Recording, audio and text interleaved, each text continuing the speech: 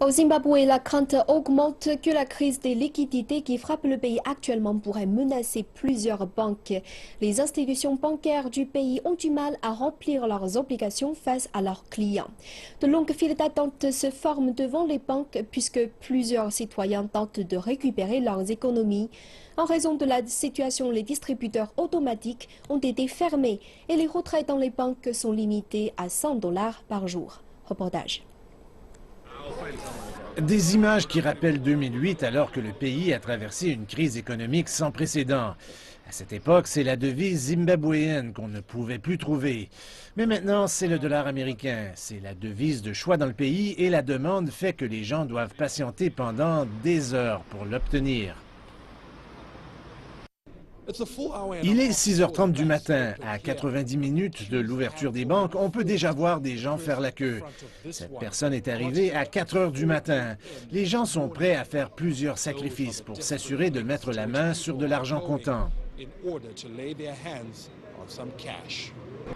Les efforts pour contrer cette situation ont eu peu d'effet.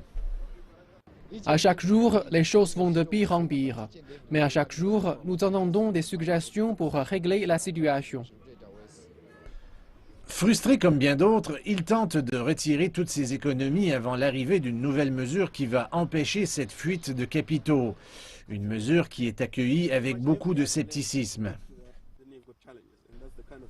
La plus grande erreur que la Banque centrale a faite était de dire à un certain moment qu'elle devait présenter ce billet obligataire controversé. Cela a miné la confiance des gens parce qu'ils se retrouvent en terrain connu. Ils savent ce qui est arrivé au dollar du Zimbabwe. Les gens préféreraient garder leur dollar. Les banquiers ont proposé l'adoption du rand sud-africain.